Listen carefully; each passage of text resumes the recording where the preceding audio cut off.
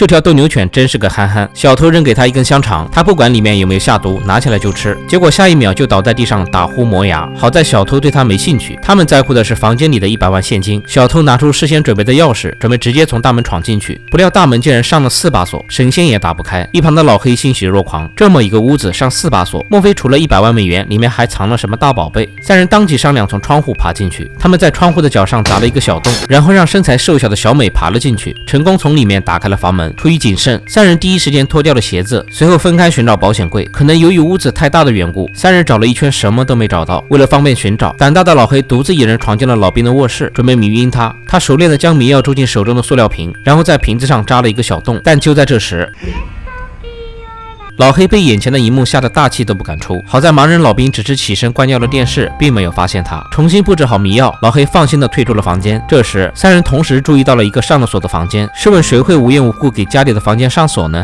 ？30万现金肯定就在里面。老黑二话不说，拿出包里的撬棍开始行动。可任凭他怎么捣鼓，房门就是纹丝不动。老黑急了，从包里掏出了一把手枪，这把小美和小帅吓了一跳。持枪抢劫，这可是要掉脑袋的。小帅当即表示不干了，老黑没有管他，他用塑料瓶充当消音器，朝着锁芯开了一枪，锁真的被打开了。老黑轻轻推开房门，不料就在这时，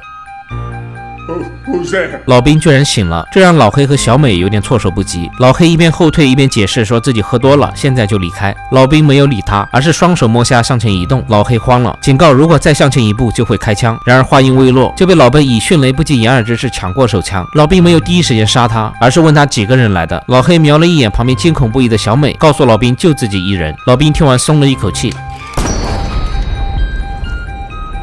小美吓坏了，紧紧捂住嘴巴，强忍着泪水躲在旁边的衣柜里。另一边，听到枪声的小帅因为担心小美再次折返了回来，结果差点和老兵撞了满怀。双目失明的老兵凭借敏锐的听觉干掉了闯进家里的一个小偷，但他不知道此刻家里还藏了另外2个。老兵跑向客厅，想知道小偷是怎么闯进来的，结果无意中踩到了一个玻璃碎片，原来是窗户。为了防止屋外还有其他同伙，老兵用木板重新将窗户封死，又仔细检查了一下大门，确认大门完好无损后，老兵开始处理尸体。此时躲在角落的小帅瑟瑟发抖，他用手机联系小美，确定了她的位置，准备过去和她会合。而小美刚起身就看到老兵径直向她走来，她吓了一跳，好在老兵并不是冲她来的。只见老兵扒开墙上的木板，里面居然是个保险柜。老兵仔细检查了一下里面的财物，确认都还在，老兵这才放心离开。这一幕被角落的小美看得清清楚楚。就这样，小美2人不费吹灰之力拿走了保险柜里的100万现金，2人准备就此离开。不料惊悚的一幕发生了，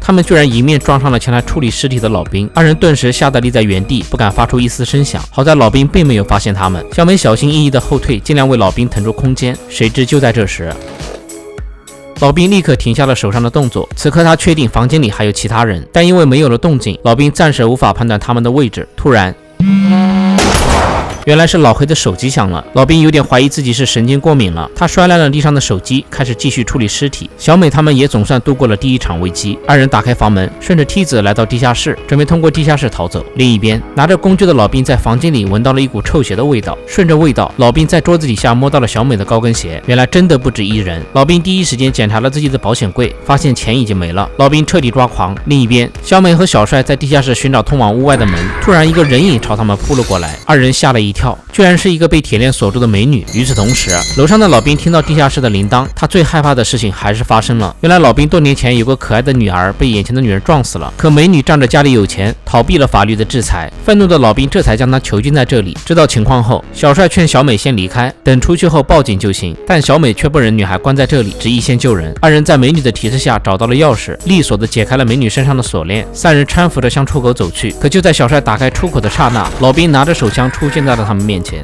老兵二话不说，举枪便射。前面的小帅首当其冲，被子弹打中耳朵，而美女就没那么好运了，被一枪打中肚子，倒地不起。老兵察觉不到动静，想看看刚刚打中了谁。当得知是自己囚禁的女孩时，老兵不由仰天长啸，他要报仇。愤怒的老兵转身将锁链堵死，准备来个瓮中捉鳖。老兵拉下电闸，黑暗中的他宛如战神，不费吹灰之力就抓住了小帅。老兵毫不犹豫扣动扳机，却发现枪里没子弹了。得以喘息的小帅奋力蹬倒货架，成功捡回了一条命。而这边，小美们也终于找到出口。他们好不容易爬到1楼，没想到之前被他们迷晕的斗牛犬却虎视眈眈地看着他们。二人不得已只能往楼上的房间跑去，并用柜子堵住了房门。也是这时，两人才发现房间里的所有窗户都被堵死了。没办法了，只能报警。毕竟和谋杀监禁相比，他们犯的盗窃罪不值一提。可小美却阻止了他，她太想要那100万了。这时老兵终于持枪赶到，眼看房门即将被撞开，小帅让小美爬进通风管道，他来善后。没过多久，房门就被撞开了。小帅为了躲避飞扑而来的斗牛犬，从窗户摔落到1楼的天窗，摔晕了过去。等他醒来，才发现天窗上的玻璃就要碎了。他小心翼翼地爬起来，但还是弄出了动静。老兵闻声赶来，一枪打碎了玻璃，小帅再次掉落了下来。此时的老兵异常愤怒，毫无还手之力的小帅被他死死掐住。老兵不多废话，拿起一把大剪刀就结果了他。小美这边眼看就要逃出升天，不料被及时赶来的老兵一把拽下。老兵没有丝毫怜香惜玉，2拳直接将他揍晕了过去。等再次醒来，小美已经被老兵囚禁在了地下室。冷静后的老兵告诉了小美囚禁他的原因。多年前自己的女儿被富家女撞死后，虽然获得了一大笔赔偿，但老兵还是无法摆脱失去女儿的痛苦。于是他想到了一个自认为公平的办法，绑架富家女，让她帮自己生一个。而且不久前富家女已经成功怀上了，如果不是小美等人闯入，富家女也不会死。因此现在这个生孩子的任务就落到了小美身上。此时的小美叫天天不应，叫地地不灵，只能任由老兵摆布。关键时刻，小帅赶了过来，一把大锤砸晕了老兵。原来小帅没死，刚刚老兵那一剪刀捅在了小黑的尸体上。小帅将老兵铐在铁链上，准备让他自生自灭，但他们显然低估了老兵的能力。就在小帅快要走出屋子的刹那，被挣脱铁链赶来的老兵一枪打死。而小美来不及悲伤，迅速跑向门外。可能是被愤怒冲昏了头脑，小美出言挑衅，说在外面你就是个废物。但她忘了老兵还有一条凶狠无比的狗。小美还没来得及上车，就被斗牛犬一口咬掉了肩上的钱袋。现在小美面临2个选择，要钱还是要命。小美果断选择了钱，她利用后备箱做了一个简单的捕狗神器，将狗困在了后备箱。小美跳出窗外，准备捡起地上的钱袋，哪知老兵已经神不知鬼不觉地来到了她身后。小美再次被老兵拖回了房里，她看着地上小帅的尸体，感到深深的绝望。这时她突然看到了小帅手里的遥控器，随即按响了安保系统的报警系统。顿时屋内警报声大作，由于老兵有战后创伤，刺耳的报警声让他痛苦不已。小美趁机捡起地上的撬棍，将老兵锤下了地下室，确认老兵没了气息，小美这才放心离去。不久后，小美带着妹妹准备离开加州，开始新的生活。这时电视上正播报着一条新闻，退役老兵勇斗歹徒，成功杀死了2名盗贼。自始至终，老兵都没有说出丢失100万的事情。